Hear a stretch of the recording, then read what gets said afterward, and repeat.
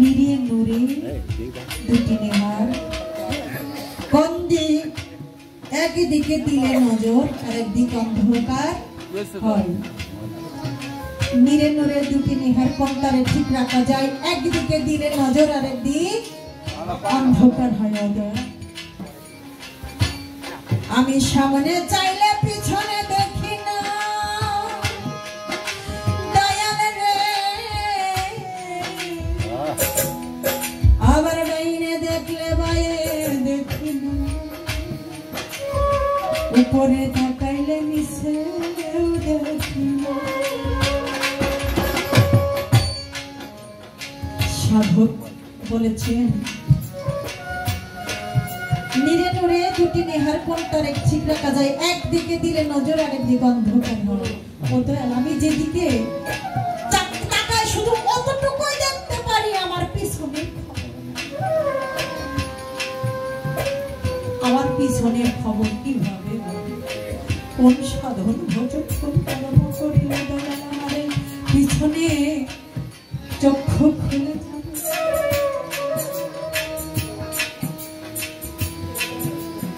এইটাই আমার একটি আবেদন, আমার গুরুর চরণে নিবেদনে রবে।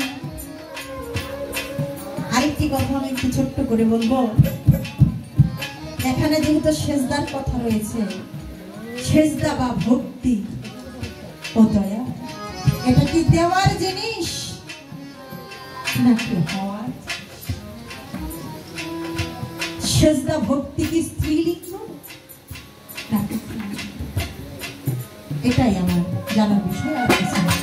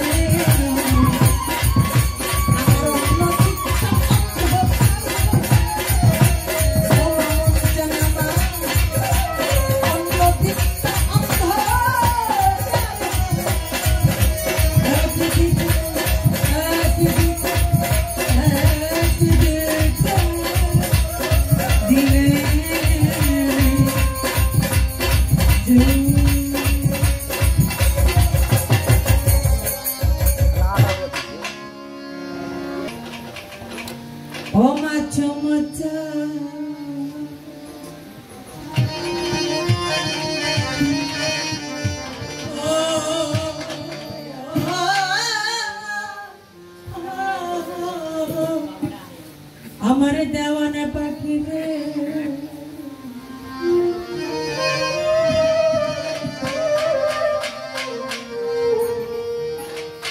করে তোমায় না দেখিলে হৃদয়ে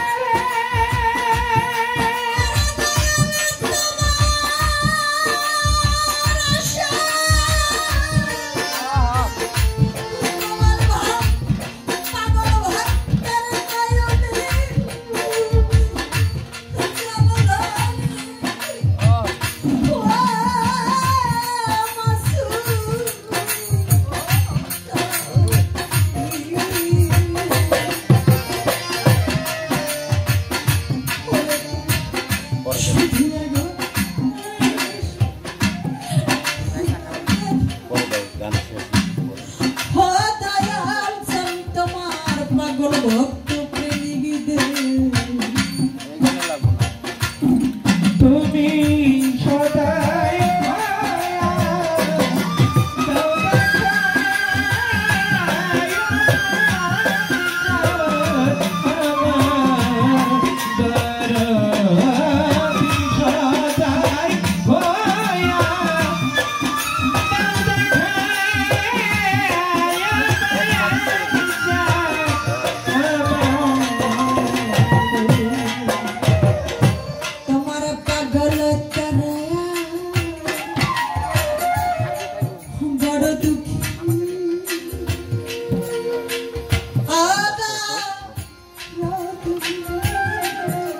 মরণ শুধু আছে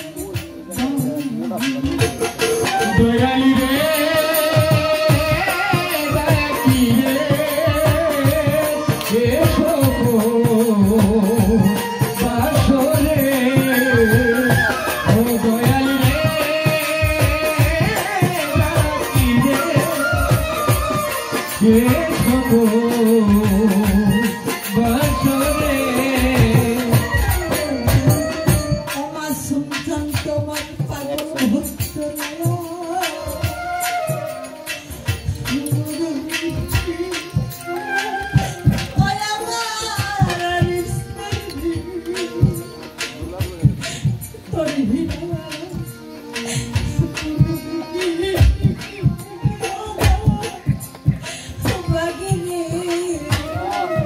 আমার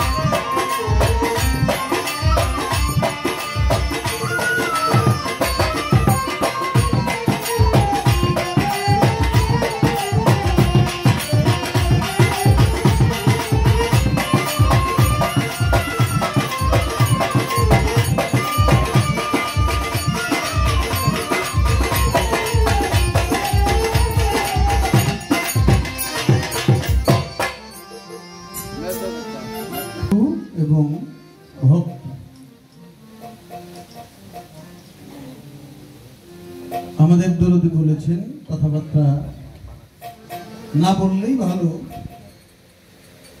যাতে আমরা কথাবার্তা একটু কম বলে গানটা একটু বেশি করি। অবশ্যই আমরা চেষ্টা করব, কারণ এমনিতে অনেক রাত্র হয়ে গেছে। আমাদের উচিত ছিল আরো অনেক আগেই গান শুরু করা। এখন ভক্তের ভূমিকায় দাঁড়িয়ে হীরামণি দেওয়ান অত্যন্ত চমৎকার করে একটি গান আমাদের মাঝে রেখেছেন পদকর্তা লালন সাই। নূরে নীরে দুটি নিহার কোনটারে ঠিক রাখা যায়, একদিকে দিলে নজর আর একদিক অন্ধকার হয়। এই গানটির মাঝে অনেকগুলি প্রশ্ন রয়ে গেছে,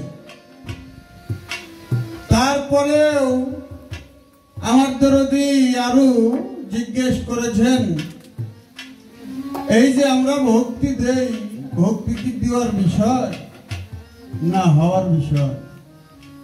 এইটা কি বেটা মানুষ না মেয়ে মানুষ, মানে স্ত্রীলিঙ্গ না পুলিঙ্গ?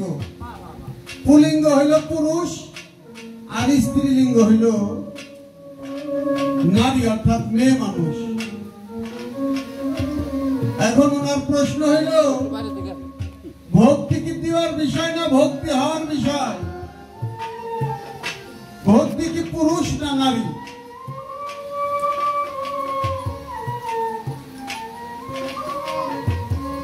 জিজ্ঞেস করেছেন। আরেকটি কথা জিজ্ঞেস করেছেন, আমরা পিছনে দেখি না, আমরা সামনে দেখি।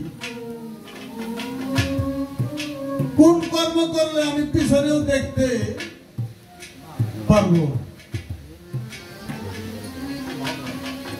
আমার বাবাজিরা যেহেতু চা খাইতেছে, এইভাবে দুইটা কথা বলি। আপনার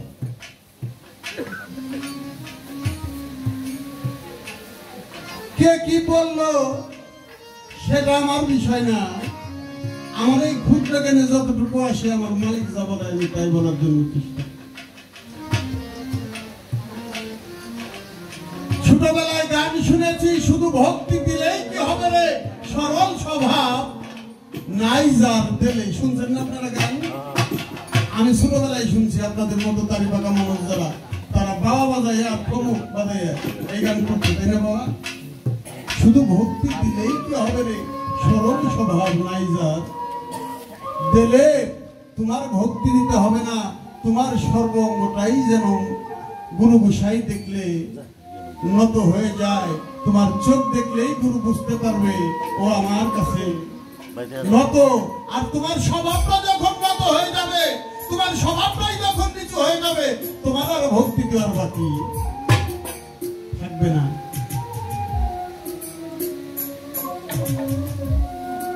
এখন ভক্তি পুরুষ নাকি নারী? আমরা ভক্তি কাকে করি বাবা? গুরু গোসাইকে ভক্তি করি, মাতা পিতাকে ভক্তি করি, গুরুজনদেরকে ভক্তি করি, প্রিয় মুর্শিদ, ওলিয়া আউলিয়া, পাগল মাস্তান, তাদেরকে আমরা ভক্তি করি। সবচাইতে বড় বিষয় হলো একজন ভক্ত ভক্তি করবে কাকে? তার গুরুকে। গুরু হইল আশ্রয়দাতা, আর যিনি ভক্ত বা শিষ্য উনি হইল আশ্রিতা। আর যিনি আশ্রিতা হন আর যিনি আশ্রয়দাতা হন, গুরুর এক নাম হইল আশ্রয়দাতা, আর এক নাম হইল পরম স্বামী। আর যিনি আশ্রিতা তিনি হইল স্ত্রী। স্ত্রী শব্দের অর্থ হইল আশ্রিতা, আর শিষ্য বা ভক্ত শব্দের অর্থ আশ্রিতা। গুরু শব্দের অর্থ হইল স্বামী, আর গুরু শব্দের অর্থ হইল আশ্রয়দাতা। তাহলে এখন আপনি বুঝে নিবেন এটা নারী না পুরুষ, আমার আর বলার অপেক্ষা রাখে না।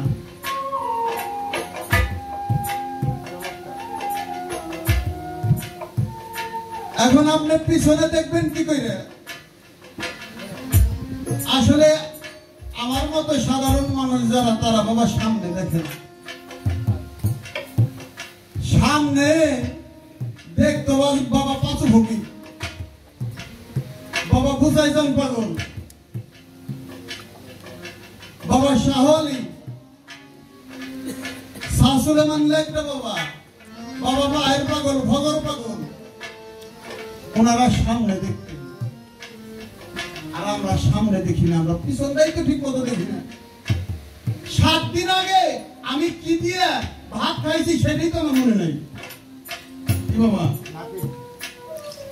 সেটাই তো পিছন আমি যা করে আসছি সেটাই তো আমরা ঠিক মতো মনে রাখতে পারি না। তারপরেও কিছু কিছু মানুষ আছে তারা পিছনটা মনে রাখে কিন্তু সামনেটা দেখতে পারে না। আচ্ছা বাবা, আপনাদের মধ্যে এমন আছে না যে 1 মাস আগে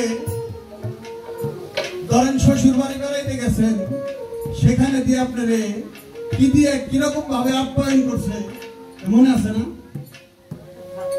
আচ্ছা, এই যে কিছুদিন আগে এই যে বৈশাখ মাস চলে গেল, আমাদের গুরু গোসাই যারা আছে দরবারে বৈশাখী হয়েছে না? যারা গুরুর দরবারে গেছি যে কি করছি বলতে পারবো না? পারবো, কিন্তু এখন আমরা এখানে বসে আছি, 10 মিনিট পরে আমার কি হবে কারো বলার কোনো সাধ্য নাই। তাই বাবা আমরা সামনে দেখি না, আমরা পিছনটাই, আমরা পিছনের জিনিসটাই দেখি।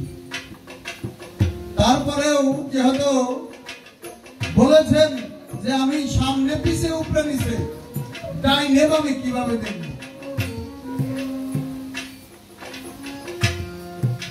আমার আল্লাহ কুরআন শরীফের মধ্যে বলেন সিদকাতাল্লাহি মান আহজানু মিনাল্লাহি সিদকাতা। আমার আল্লাহ কয়, ও মানুষ তোমরা আমার রঙে রঞ্জিত হয়ে যাও।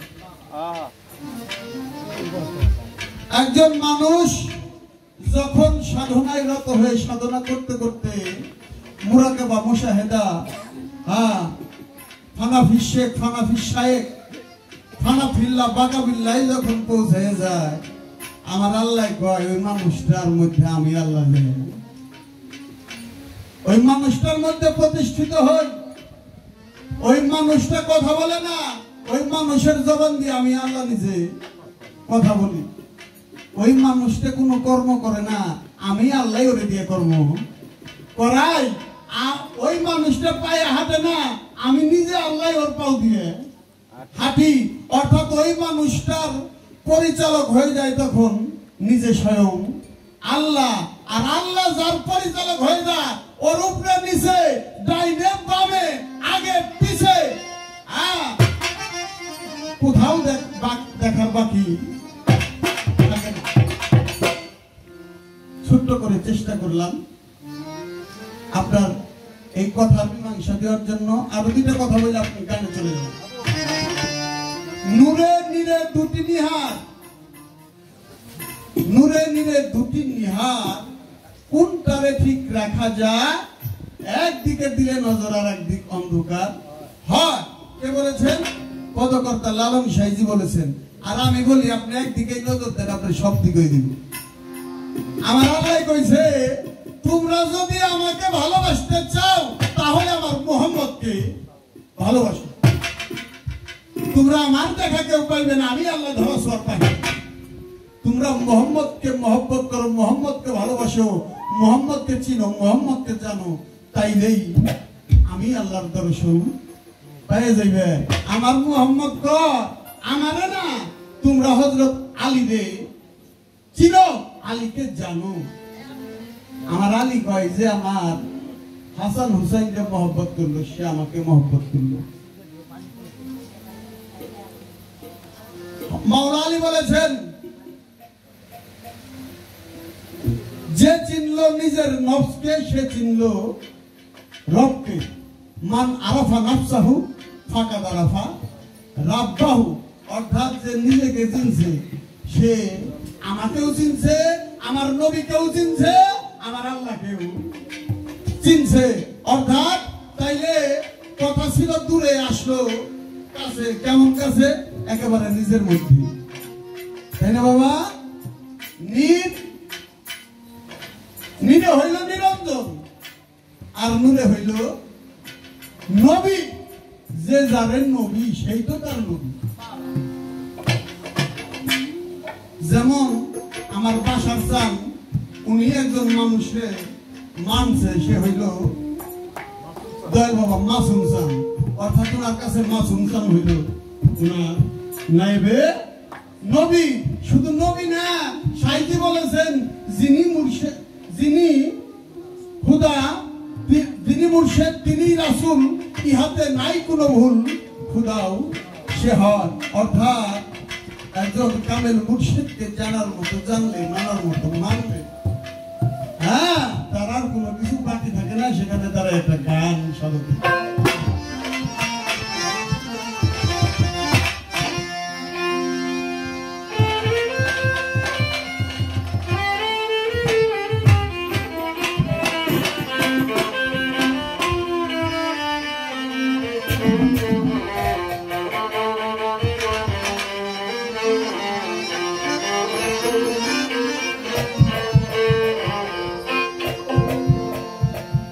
ওরে রব কোথায় তো,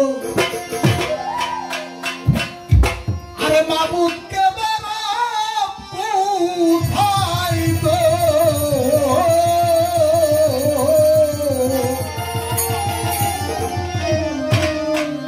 আরে রব কোথায় তো, মাবুদ কে বা জানগা কামেল মুর্শিদ ধরে তৌহিদ সাগরের মাঝে তৌহিদ সাগরের মাঝে, তৌহিদ সাগরের মাঝে ডুব দিলে মন পাবি তারে, তৌহিদ সাগরের মাঝে। ওরে রব কোথায় তোর মাবুদ কে বারে কোথায় তো, রব কোথায় তোর মাবুদ কে বাজারে গাতা মেল মুর্শিদ ধরে, তৌহিদ সাগরের মাঝে ডুব দিলে মন পাবি তারে, তৌহিদ সাগরের মাঝে, আরে তৌহিদ সাগরের মাঝে ডুব দিলে মন পাবি তারে, তৌহিদ সাগরের মাঝে। হাদিস কুদসির মধ্যে ফরমায় আছে, আবে মাওলা রাব্বানি,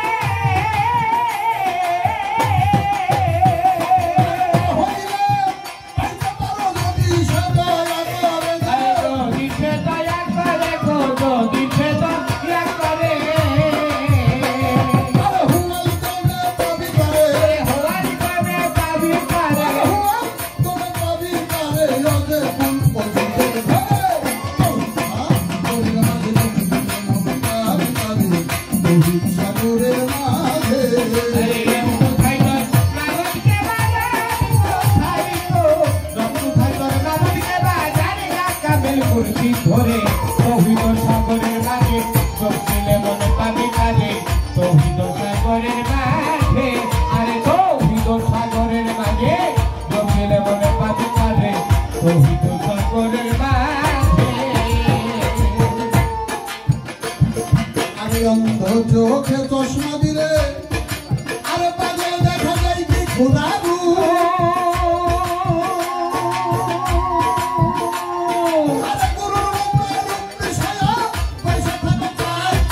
পয়সা থাকো তাতে ডুববে পয়সা থাকো তাতে চোখে চশমা দিয়ে দেখা যায় কি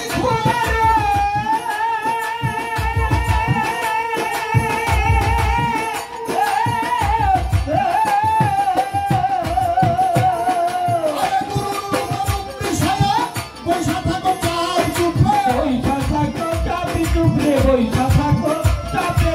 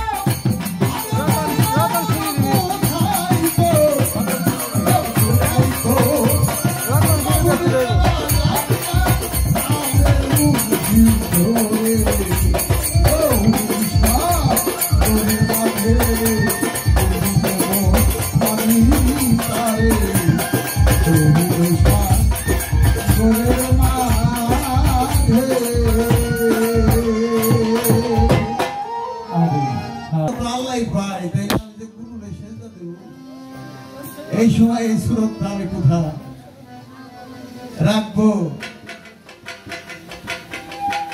হ্যাঁ, গুরুকে মনুষ্য জ্ঞান যা অধপথে গতি তা। আরে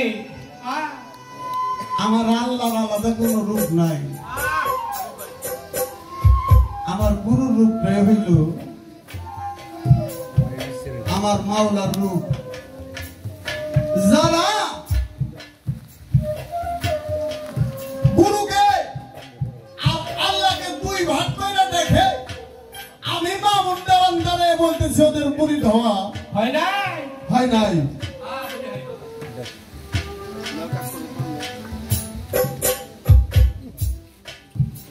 যারা গুরুর মধ্যে তার নবীর রূপ আল্লাহর রূপ প্রতিষ্ঠিত করতে পারলো একমাত্র তারাই কামিয়াবি হইতে পারলো। আর যারা পারলো না তারা হালাক হয়ে গেল, ধ্বংস হয়ে গেল। এর চাইতে বড় কথা বলার প্রয়োজন আমি মনে করি না। কারণ হইল অনেকে আল্লাহরে দেখবে, আরে আল্লাহরে দেখবে কেন? আল্লাহরে দেখা লাগবো না, তুমি গুরুকে দেখলেই আল্লাহকে দেখতে পারবে। গুরুকে দেখা হইলে আল্লাহকে দেখা হয়ে যাবে, গুরুকে বুঝলেই আল্লাহকে ভজা হয়ে যাবে। গুরুর গায়ে মহব্বত করে একটু বাতাস দিলে সেটা আল্লাহর গায়ে বাতাস দেওয়া হয়ে যায়।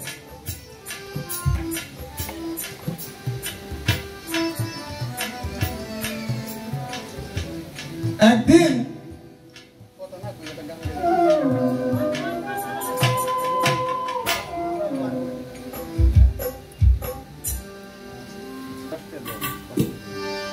এই গানটা মনোযোগ সহকারে শুনলে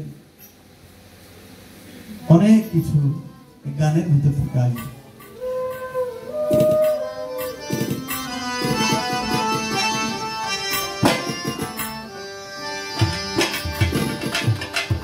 ও যার দর্শনে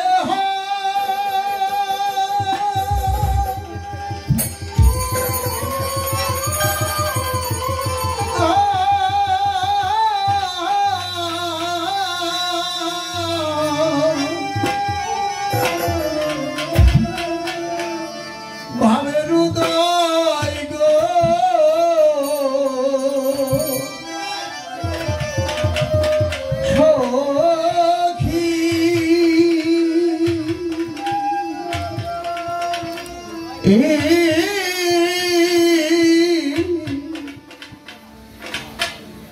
আরে অন্য লোকের মতো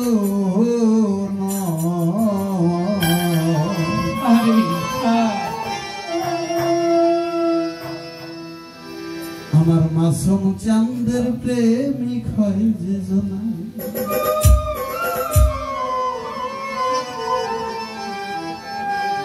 আরে আমার কলিম চাঁদের প্রেমিক হয় যে জনা, তার দেখিলে যাই রে চেনা। ওরে গুরু নামের কাঙ্গাল হয় যে জনা,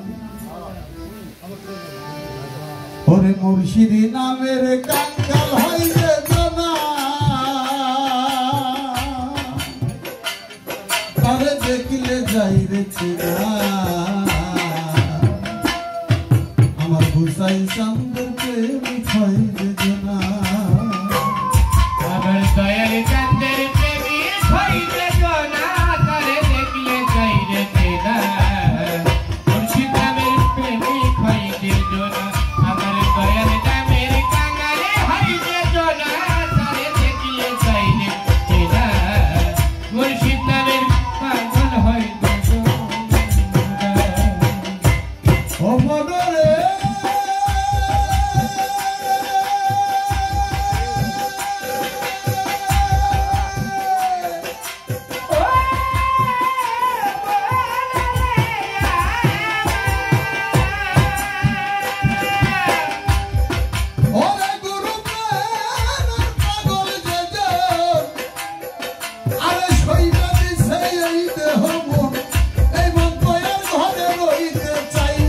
আমার দয়াল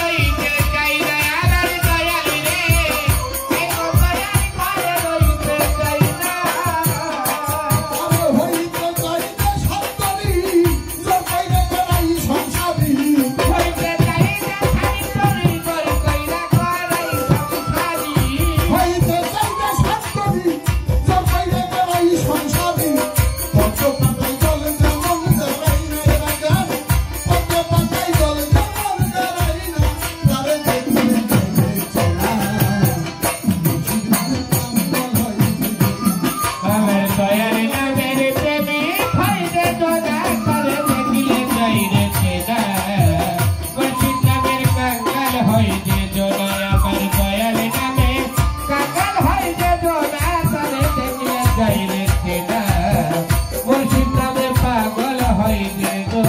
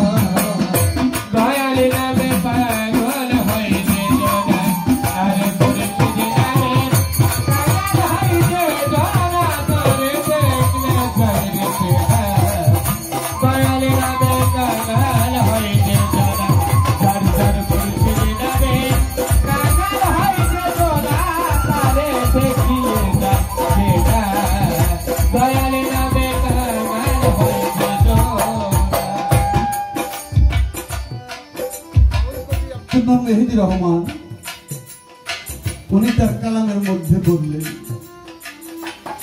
গুরুর প্রেমে যে আসক্তি এই জগতে তার বলতে রাখেন বাকি তার সব তার বেলাকি অর্থাৎ তার সকলে কই আপনারা সকলেই জানেন রাজা হরিচন্দ্র রায় ছিলেন, উনি তার গুরুর দক্ষিণে স্বরূপ। ওনার পুরো রাজ্যটাই উনি লিখে দিয়ে দিলেন।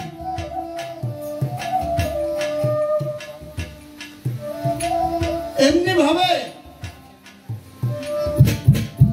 যদি কোনো ভক্ত তার গুরুকে দিতে পারে, শুধু গুরু না, আমার আল্লাহ ওই ভক্তের কাছে ঋণী হয়ে যাবে। সত্য করে দুটো কথা বলবো।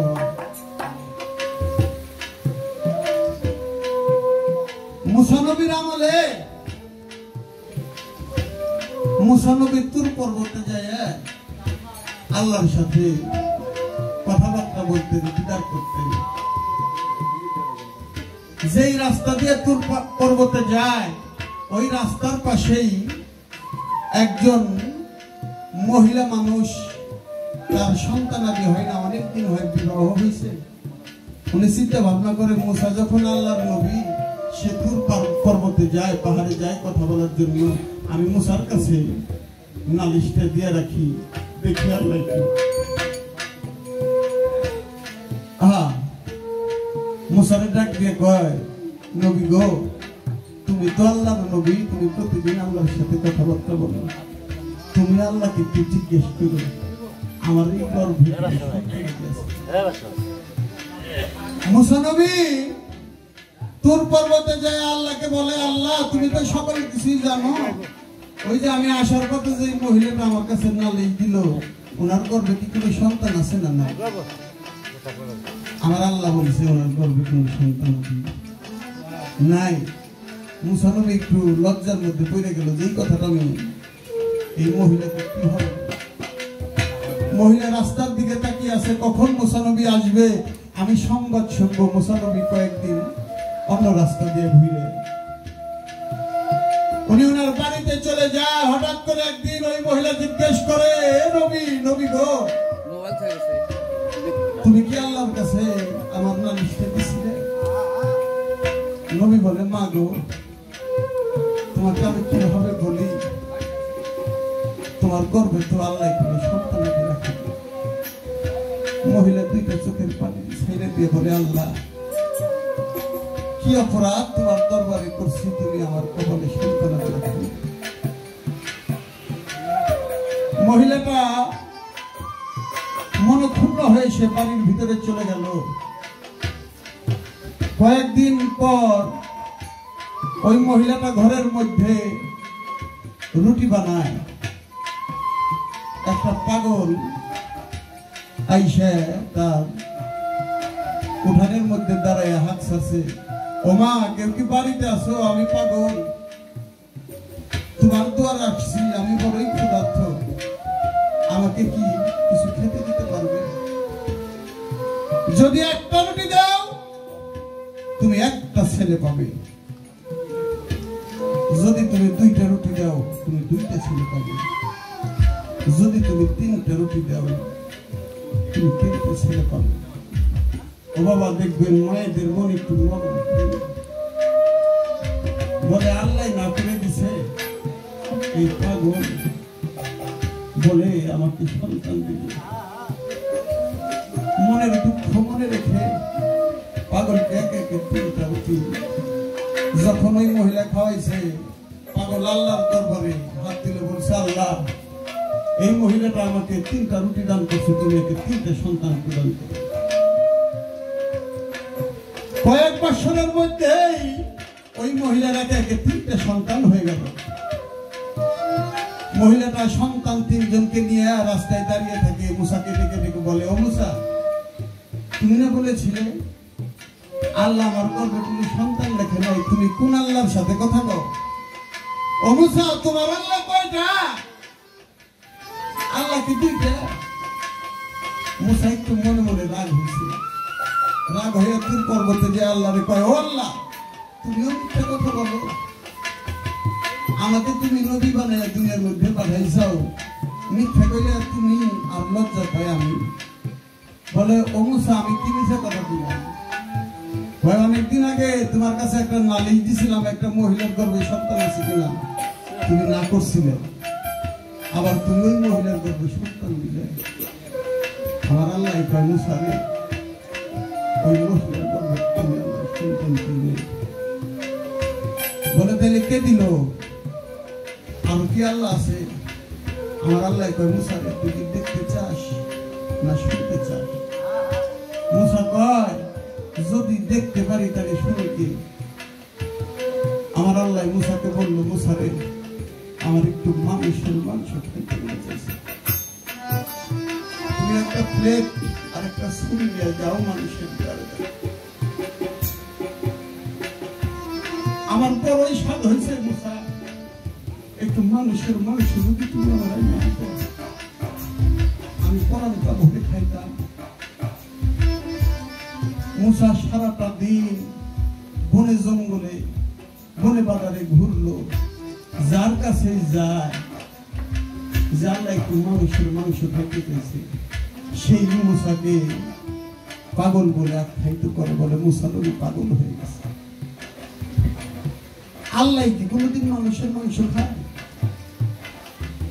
যখন বেলা শেষ হয়ে গেছে, সন্ধ্যা প্রায় নামে নামে ভাব, জঙ্গলের ভিতর দিয়ে মুসা নবী যায়।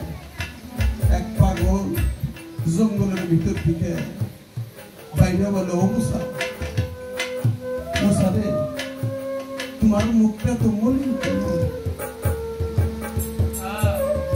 মুসা কয়, পাগল, আমার মুখটা মলিন কেন? তোমার কাছে কইলে তো আমার সর্বনাশ, তুমি বলেন পাগল, তুমি কি বুঝবে? পাগল কয়, ও মুসা একটু কইলেই দেখো। একবার জিজ্ঞেস করার পরে মুসা বলে, আল্লাহ খাইতে যাইছে মানুষের মাংস, তুই কি দিবি? পাগল কয়, মুসা কি কইলে? আবার কও, আল্লাহ মানুষের মাংস খাইতে চাইছে। ও মুসা, তোমার হাতে কি আছে? তুমি কি কিছু নিয়ে আসছো? ওই প্লেটটার ছুরিটা তুমি আমার হাতে দাও।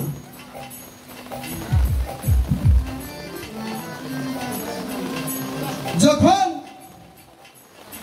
মুসার হাত থেকে পাগলে প্লেটটার ছুরিটা নিয়ে, আমার পাগল কয়, আল্লাহ খাইতে চাইছে মানুষের মাংস।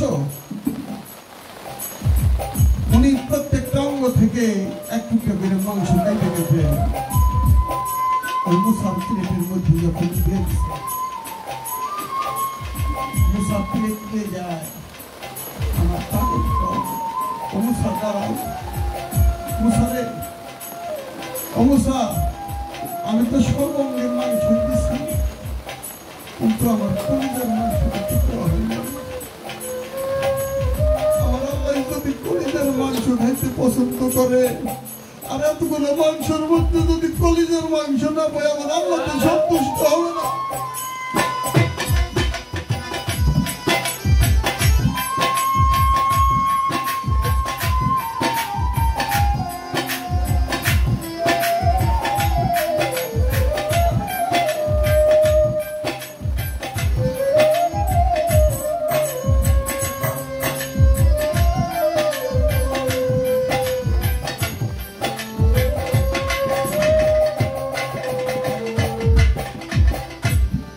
আরে তুমি দেখা কথা কৌনা দয়াল আছো ভুলিয়ালে, ওরে তুমি দেখা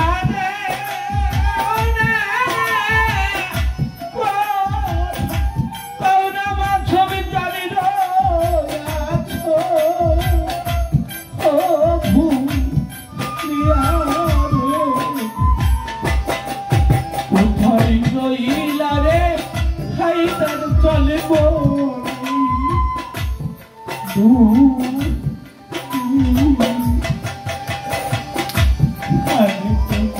গইলারে পাথর চলে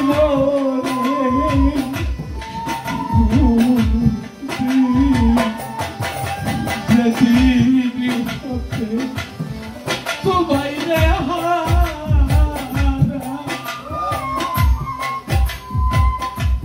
চাহিদার চারিদে দিও হয়ে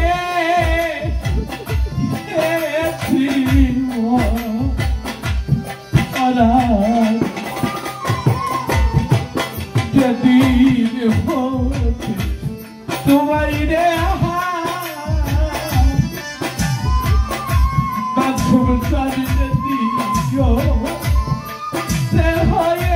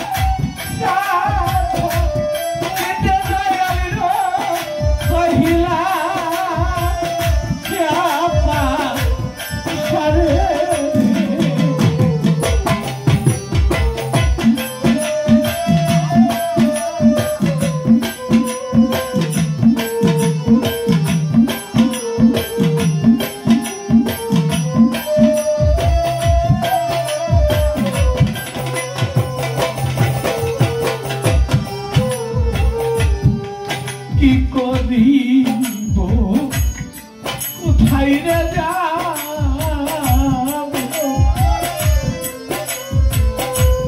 দয়াল জানি রে কোথায় যায় হে প্রাণ জুড়া পাবো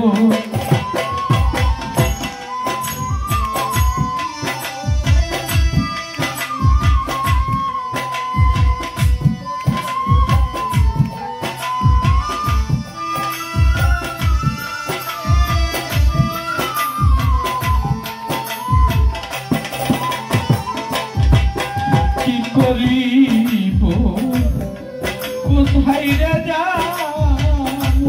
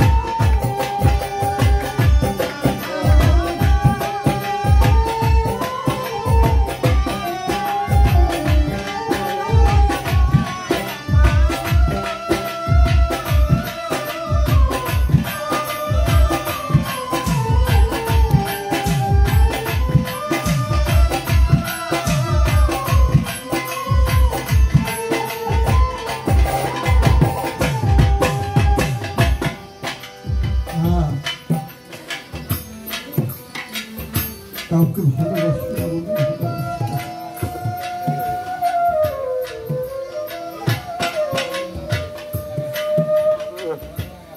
এমনি ভাবেই ভালোবাসতে হয় রে।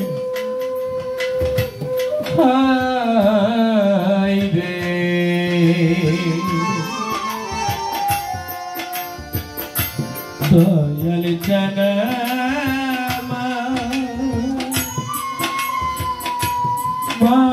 তুমি ও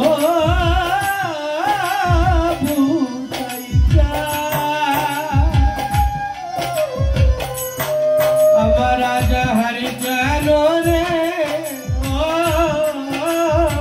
রে আমার কাঙ্গালের ব্যথা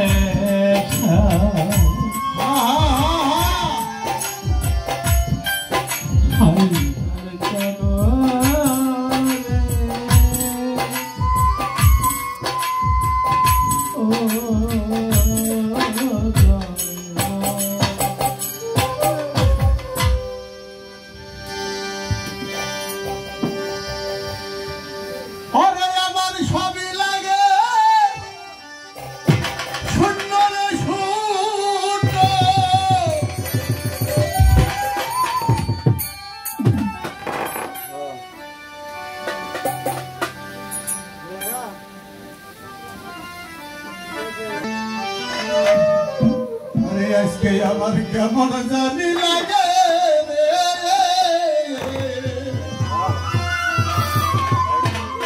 ওরে আমার মাসুম জান হারাই